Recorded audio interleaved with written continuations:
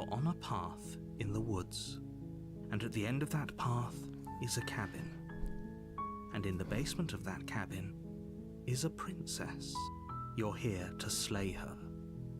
If you don't, it will be the end of the world.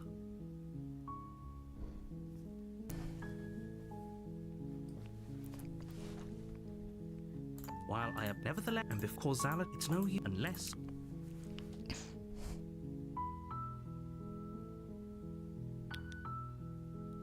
Of course, I mean.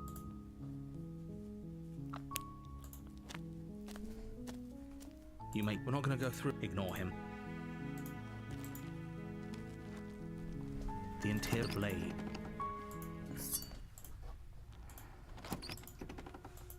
Her voice carried. Who's there? She sound. Don't let it.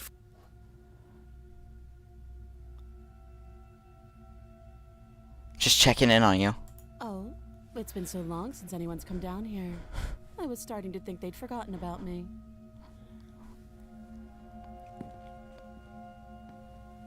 You walk down the stairs and lock eyes with the princess. There's a heavy chain around her wrist, binding her to the far wall of the basement. She's so coldly beautiful. Is she really a threat to the world? Focus on the task at hand. And there you are. Are you here to kill me or something?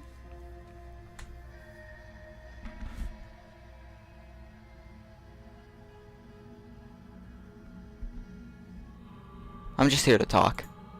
Then why did you bring a knife with you? How about you drop it, and then we can chat? She makes a compelling point. What if we just dropped the blade and talked? Look at her. It's not like she's a threat. Don't you dare. It's fine. We can decide what we want to do after we talk to her. Maybe she really is a monster. But killing someone in cold blood isn't very becoming of us. Listen, I want to blow up the earth. The blade tumbles out of your trembling hands and drops to the floor with an unceremonious clang. Thank you. Maybe now we can just talk.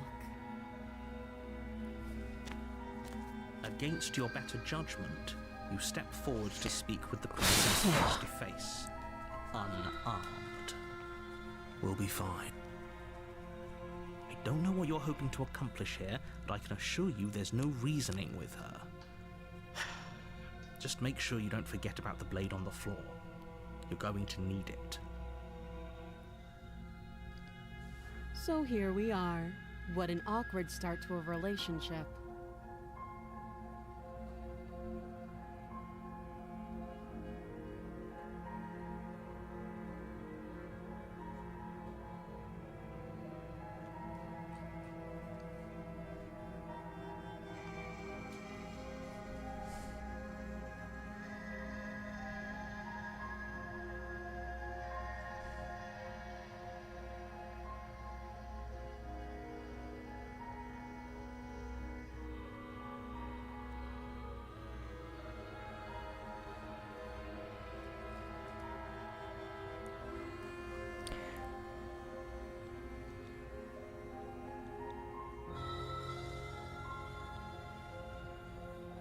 I'm here because you're supposed to end the world. Don't just tell her that. Is that why they threw me down here? But I don't want to hurt anyone. I like the world, I think. I don't remember much about it, to be honest. I've been down here a long time. Just how long has she been down here? If I'm supposed to be capable of ending the world, then how did I wind up here, chained to a wall? Have they told you why I'm allegedly so dangerous? Listen, I just want to end the world.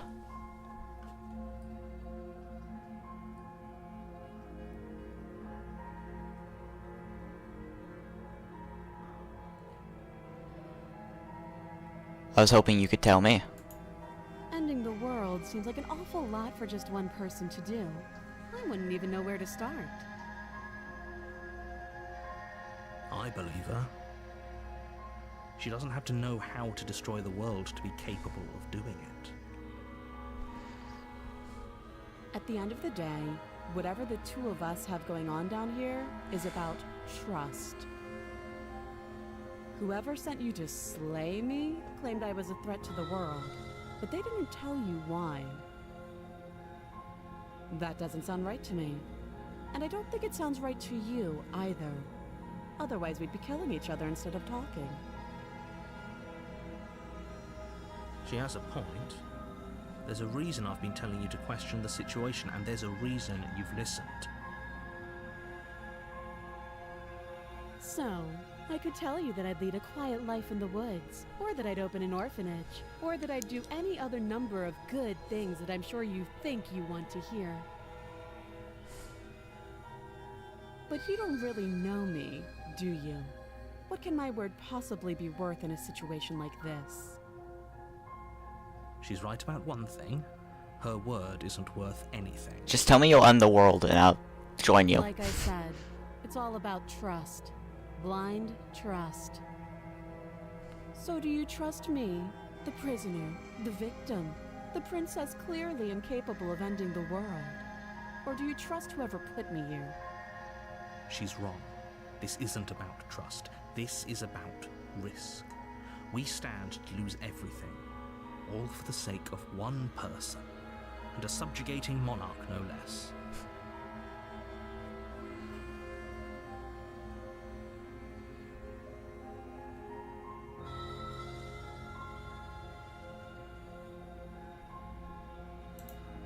Okay, we've talked enough. Have you decided what to do with me? You know why you're here. I'm getting you out of here. Oh, you have to be kidding me. You walk up to the chains binding the princess to the wall and give them a tug.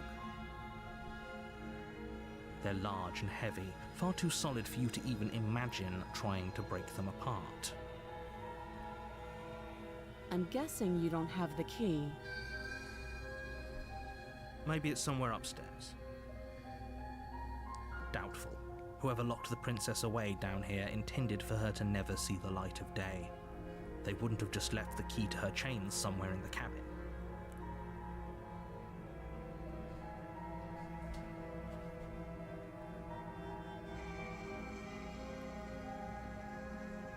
And if there isn't a key, do you have any ideas?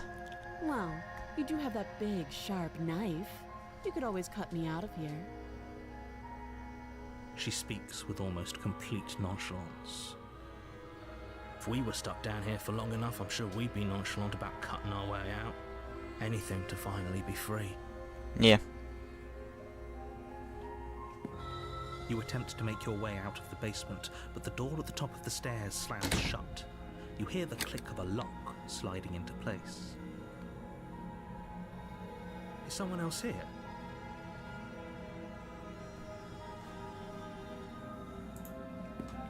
You make your way back to the bottom of the stairs. This would have been so much easier if you'd simply slain her like you were supposed to. Easier for whom?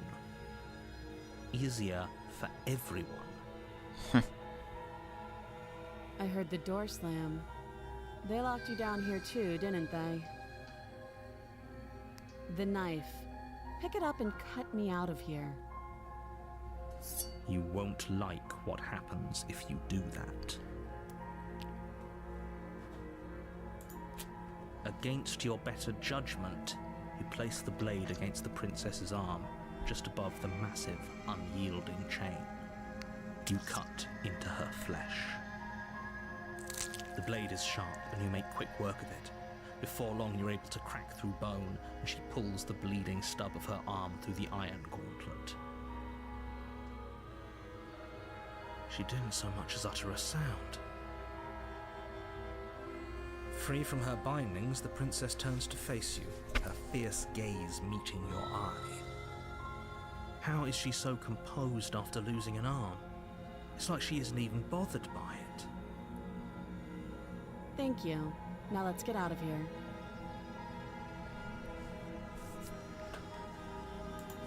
No, We won't have any of that. The stakes are too high. You can't just let her escape into the world.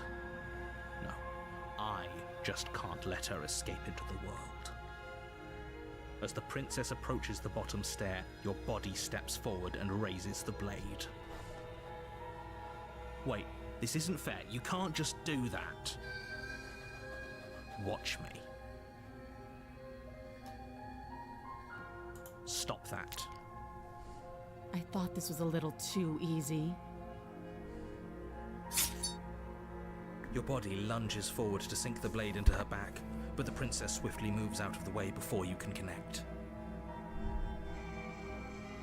Stop it! Stop resisting me! I am trying to get you out of here alive. Oh.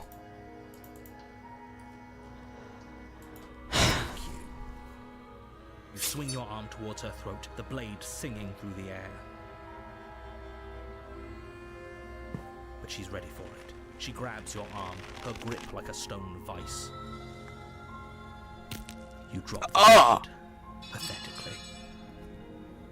She lets go, and faster than you can react, rears back and hits you with a bone-shattering haymaker. There's a ringing in your ears. You're fairly certain you can feel bone grinding against bone where she fractured your jaw, but your body isn't allowing you to feel much right now, adrenaline coursing through your system and numbing your nerves.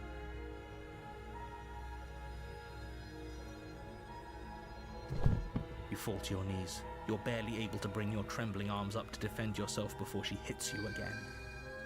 Damn. Every blow is as punishing as the first. You feel bones shatter with every impact, unknown ruptures blossoming with blood somewhere inside of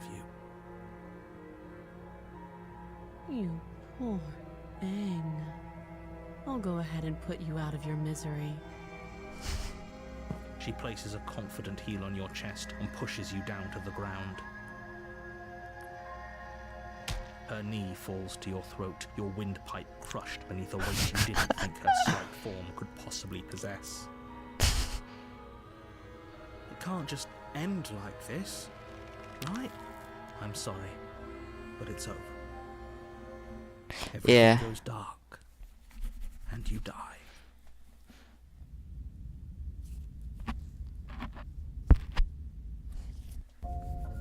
You're on a path in the woods.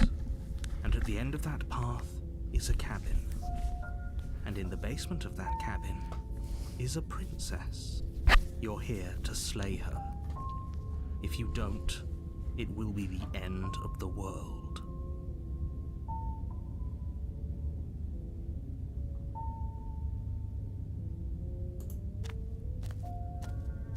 A warning before you go any further.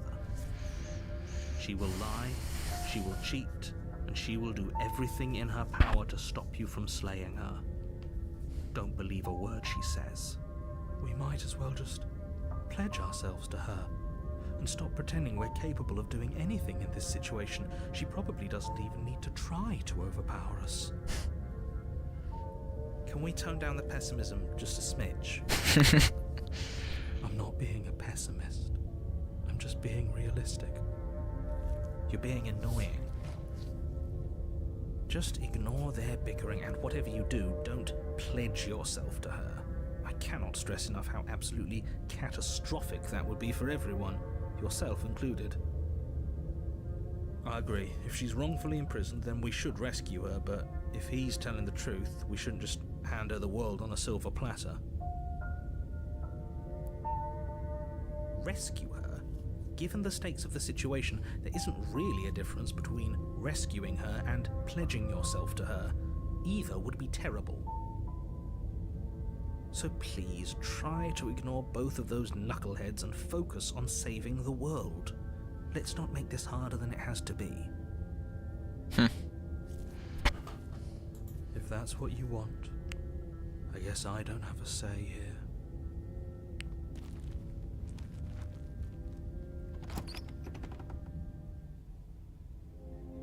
The interior of the cabin is larger and more grandiose than its humble exterior would suggest.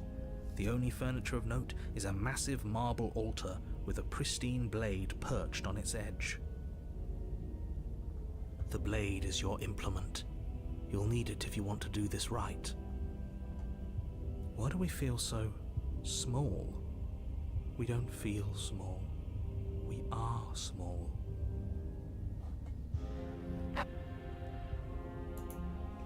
You walk up to... What are you talking about? This isn't a wall. It's a mirror. You reach forward and rub your hand. We should count ourselves lucky. Some things are better left unseen.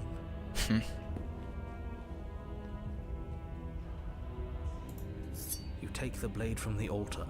It would be difficult to slay the princess and save the world without a weapon.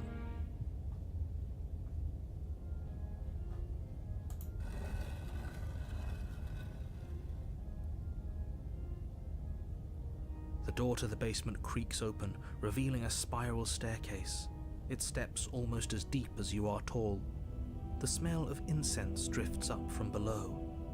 For a moment, you almost feel at ease. This is actually kind of nice.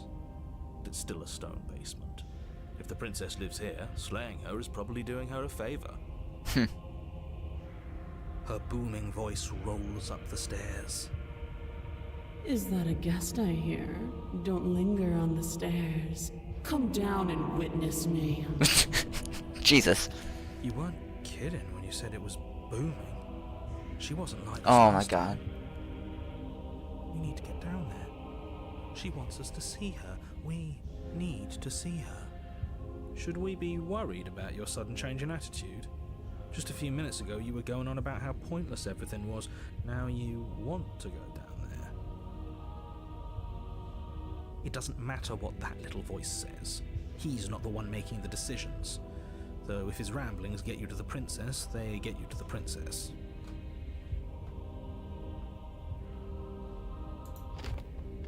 Making your way down the spiral staircase is a time-consuming and exhausting effort, every step requiring you to clamber over one edge before dropping to the next.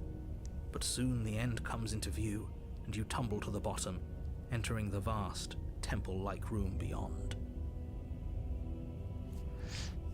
The princess towers over you, almost glowing in the weak starlight, her figure framed by a stained glass window. Her long hair billows around her, and a chain binds her wrist to the far wall. The chain is nothing to her. It might as well be a toy for all the good it would do. I told you it was pointless to resist her. The little bird has returned to me. I wonder what he wants.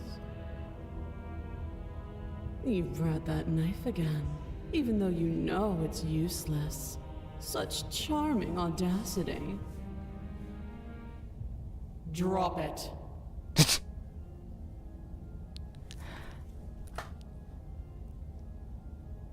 Well,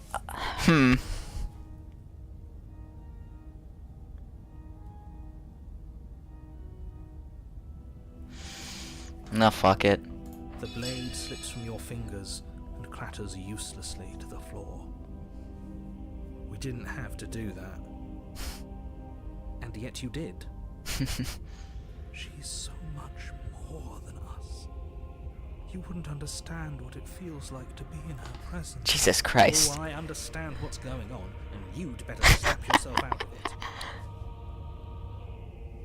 Kneel.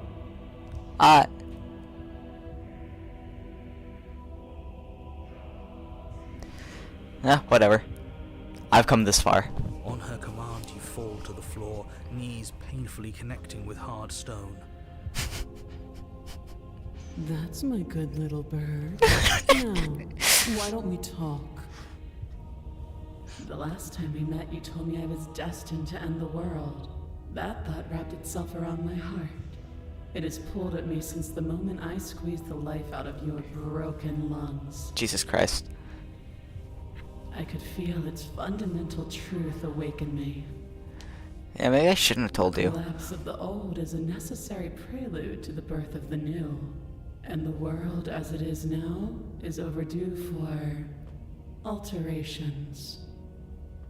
It's time for me to seize my destiny. And you, little bird, will help me seize it. Well, I wanted the end of the world, Play the game, but doesn't it? It does. But why did she say the last time we met? That's not right. That can't be right. She's right.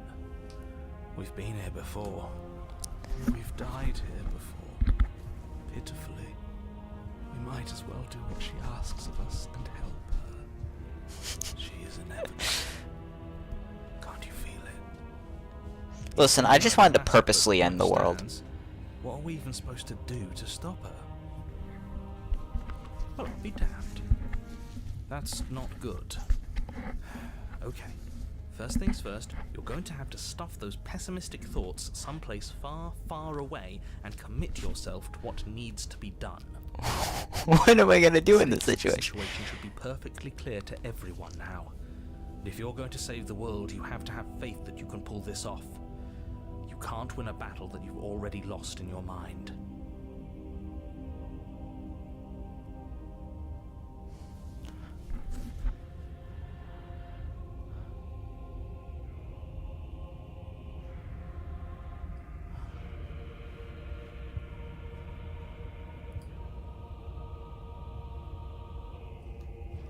What would you have me do? What do you have planned? All you have to do is break these chains and set me free. If you're so powerful, can't you just break the chains yourself? Don't be rude. Of course she can. It's not rude to question someone who's apparently trying to end the world. That's exactly why it's rude. We should know our place. I can, easily. But that isn't what I want to do. The story of a terrible and bountiful god unbounded of her own will is no story at all. It's not worthy of everything I am, or everything I'm bound to become. It isn't even worthy of what I was. The destruction in Genesis that's to follow in my wake is deserving of a song that can echo for eternity.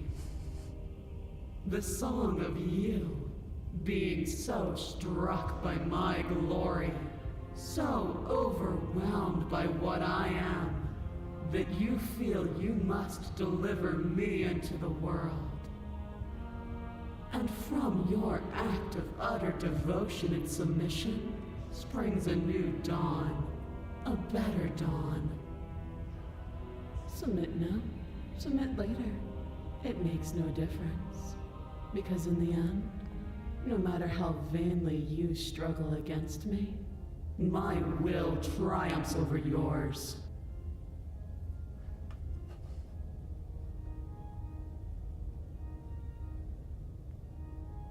I'm yours to command.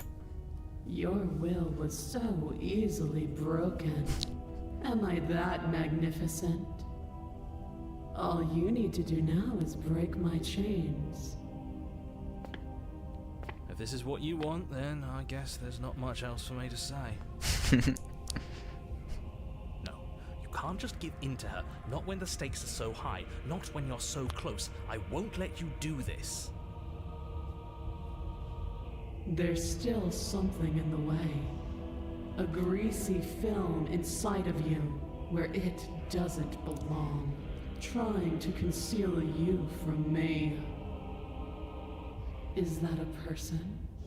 No, it used to be a person. It's something different now. An echo.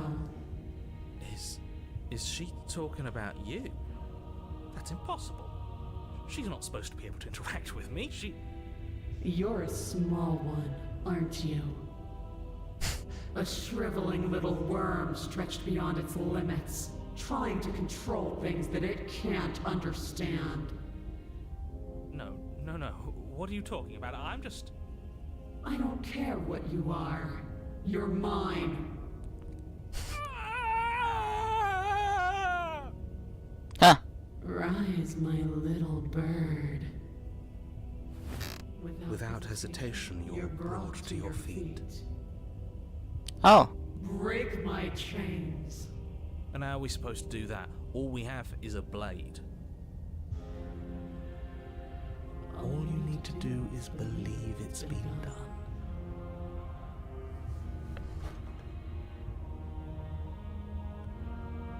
Break her chains. Her chains shatter, and the cuff falls from her wrist. She is loose, and the end is upon us.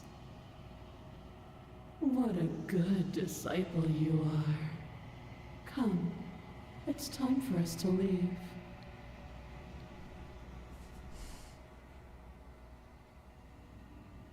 What happens now?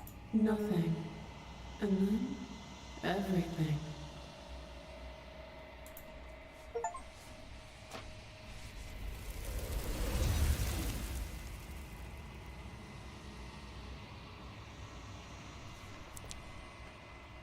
But you do not take her hand, nor will you ever. It is time to leave. Memory returns. She's gone. Where did she go? Should we try and find her? And there's that mirror again. Why is it here? Why now? It's going to be okay. Just trust me. We've been here before. And you always get scared. But it feels so bad. Like looking into it right now is going to be the end of everything. I don't want to look at us.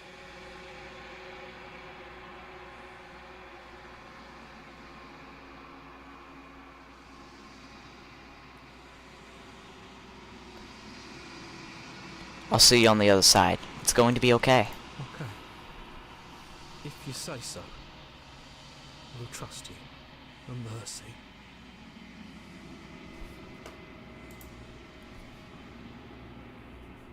You approach the mirror.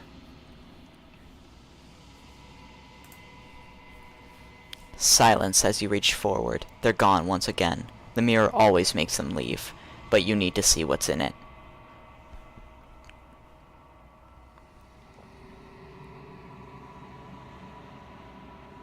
You are nothing at all. But that isn't right. You can't be nothing. You refocus your gaze, and then you see it, a figure, faint and veiled in shadow, just beyond the reflection. I'm a crow! Raven. One of the two. Are you me? I think you know what I am. A crack slides down the center of the mirror, splitting the image in the glass in two. And then another crack forms, and another, turning the mirror into jagged shards of broken glass.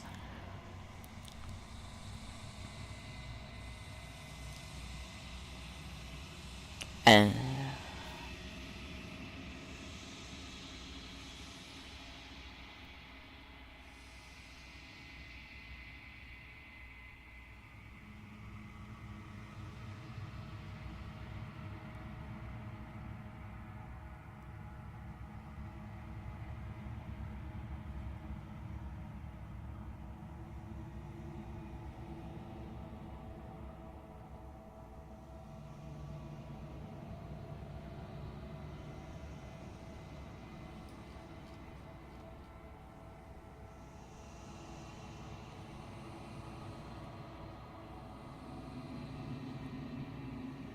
so you're the narrator. I was wondering if I'd ever get to see you. The narrator, yes. I suppose that's my job, isn't it? You needed help after all, an objective voice to guide your blade. But you were never supposed to see me. I wonder how many worlds you've damned to extinction to fall this far.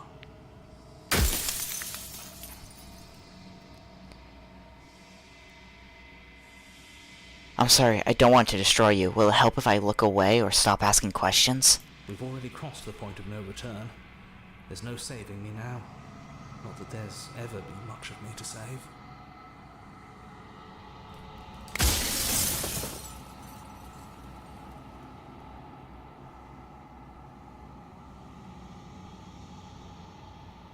Are you part of me, or something else? No, I am not a part of you. But that's all a matter of perspective, isn't it? From one vantage point I must seem wholly foreign, but from another, well, All the versions of me that have existed have collectively heard your every thought and driven your every action. If that isn't being part of you, then what is?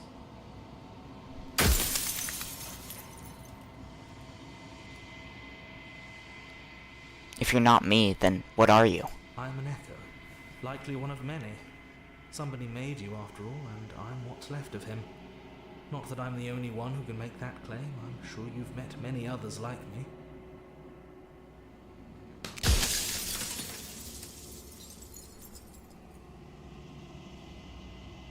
Others like you. You've said that something like that before. Has every narrator really been different?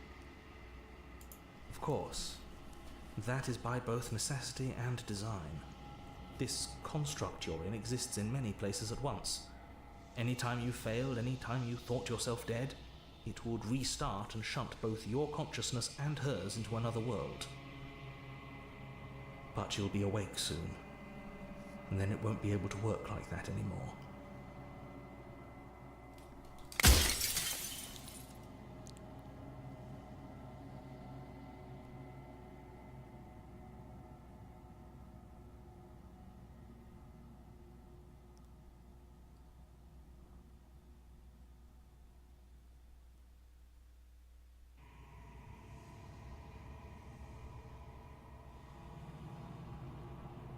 If you made me, then what am I? You're the long quiet, the god I made to rid the world of death.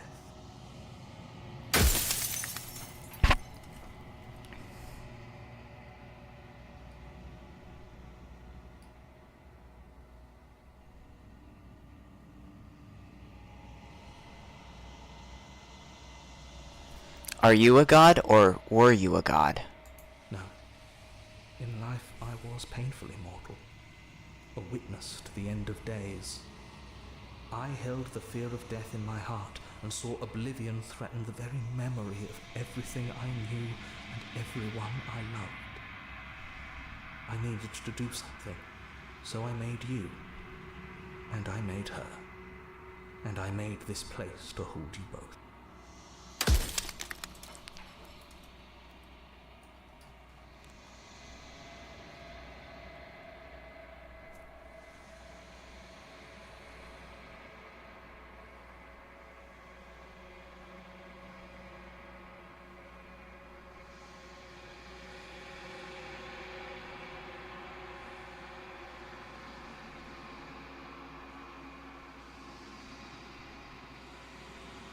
I'm pretty sure death is good, actually. Important, even. If that's your belief, there's nothing I can say to move you.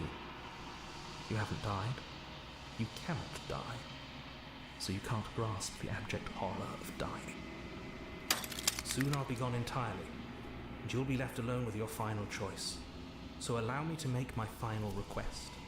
The princess contains death itself within her, but I wove you into being with all the power you need to destroy her forever. Do it. Slay her, and rid the world of death and suffering.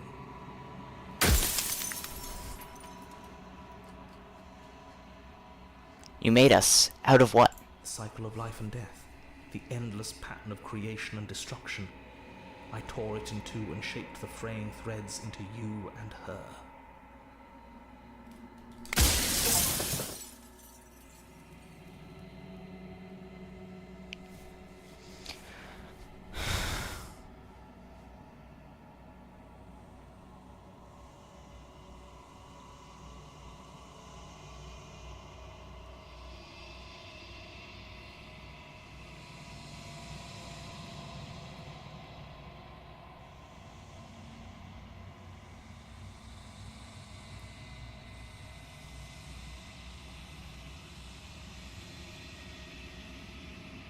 Are you lying? I can't tell. But I've said my piece, and my time is up. It's like I said, I'm just an echo, and echoes always fade away. You know what you have to do.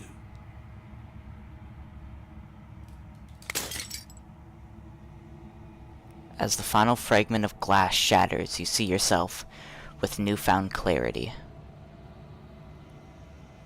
The narrator was right. You are the long quiet, a vast and nascent God, and it is finally time for you to wake up. All of this is you.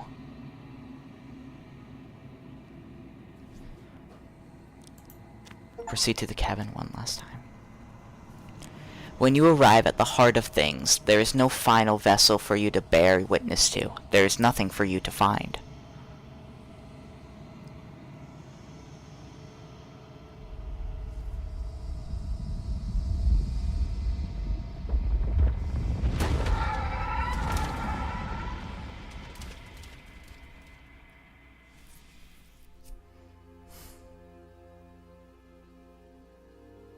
I can finally see you, and you can finally see me. It's been so long, and my heart has ached for this moment. I've missed you dearly.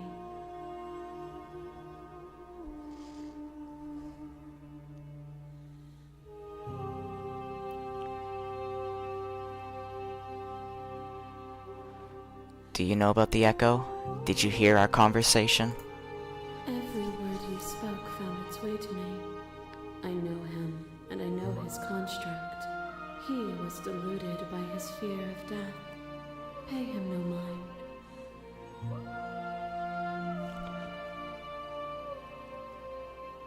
I'm the long quiet, but I don't really know what that means. Names are their attempts to capture that which cannot be captured. They call me the Shifting Mound, a pale imitation of what I actually am. What happens now?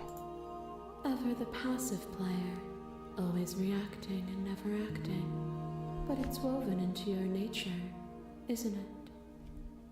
When the Echo spun us from one into two, he gave you a choice and me a role to play. I am not death, but I contain it in my multitudes. So, will you attempt to destroy me and bring about a world devoid of death and the possibility of meaning? Or will you open the final doors to our liberation?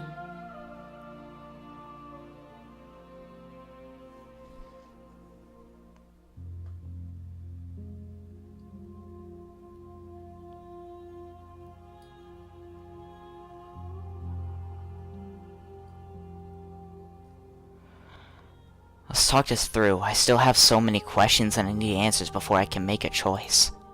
My very nature is paradox, as is yours. You cannot use words to grasp at things that are beyond their reach, and you cannot rationalize that which defies logic.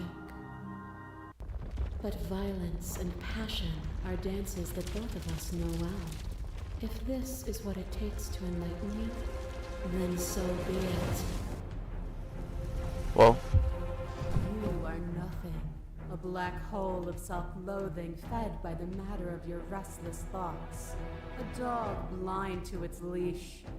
But there is no light without the dark. When I proclaimed my godhood and offered you a place at my side, you gladly became the instrument of my new creation. Only with both of us is there a future to look towards.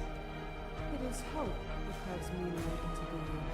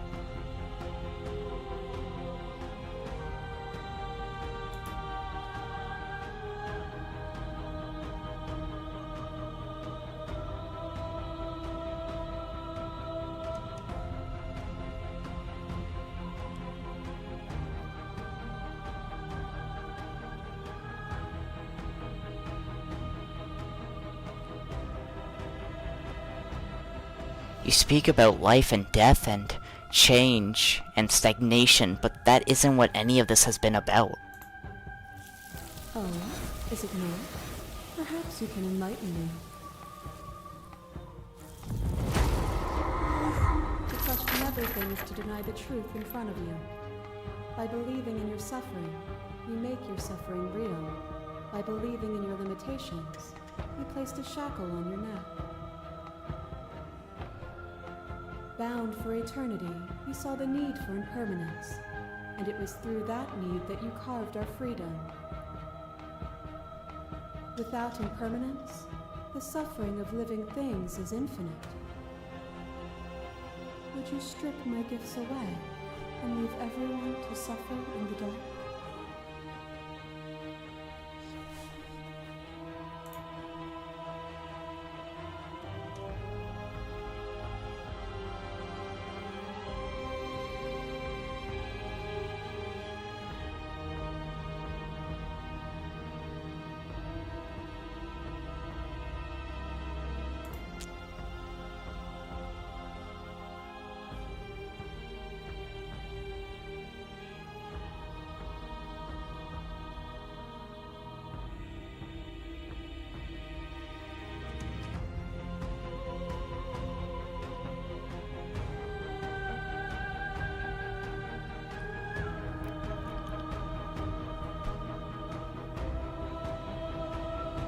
This has always just been about us, two people forced to hurt each other again and again and again, but we don't have to hurt each other anymore.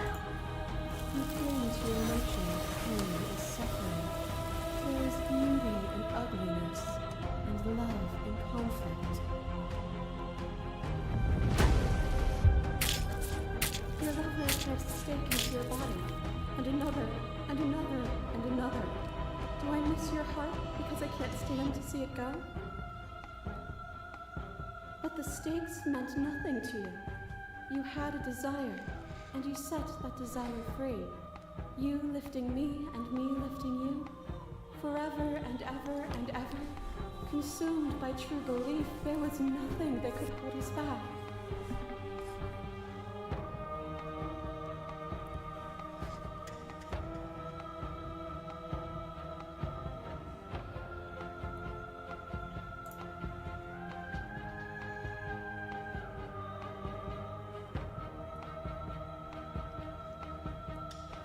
That feeling never left me. Then there's no need for you to fight like we are. Whenever you're ready, we can live together. Hand in loving hand.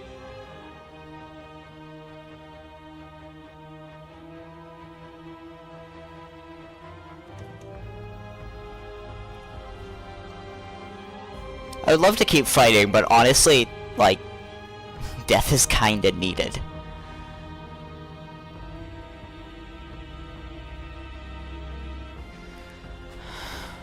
I'm ready. I want to leave with you. Nothing brings me greater joy than to hear those words. The final peace lies with you.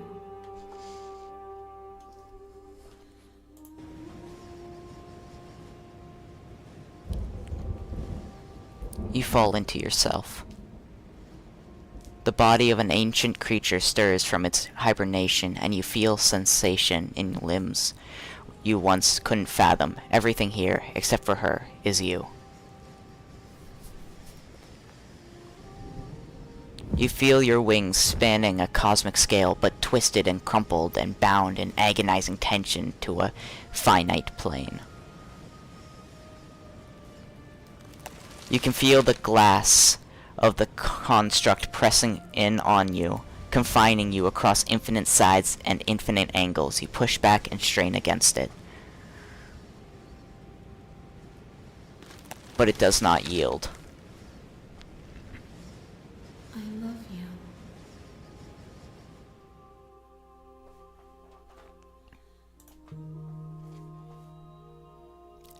All at once, the unyielding tension breaks.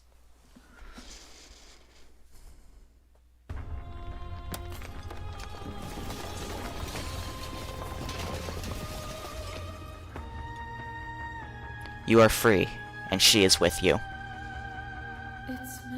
magnificent.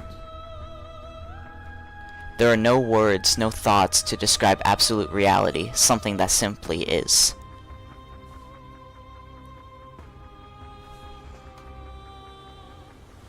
What happens now? Everything. Just like it always has been. And just like it always will be. Step into the infinite.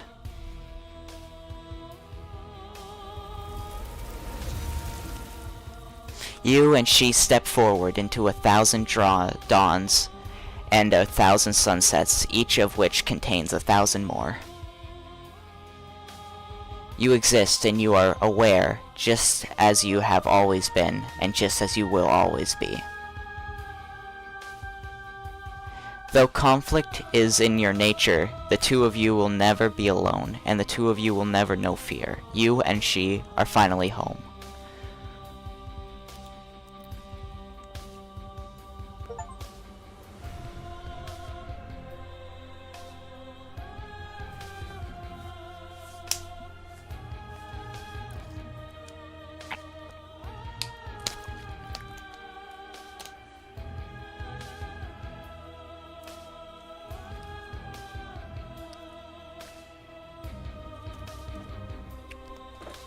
That was a good game.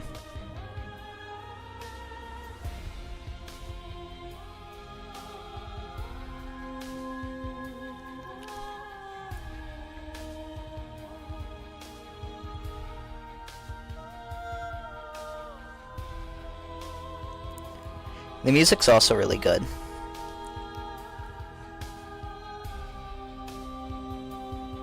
That's where I recognize him from. The narrator is the guy from the Magnus Archives.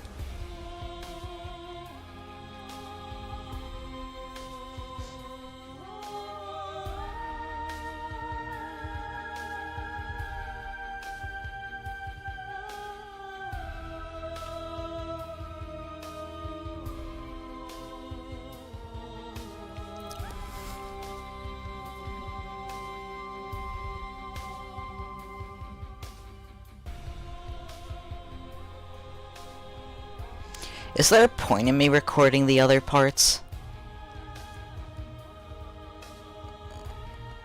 Kinda got my reaction to everything.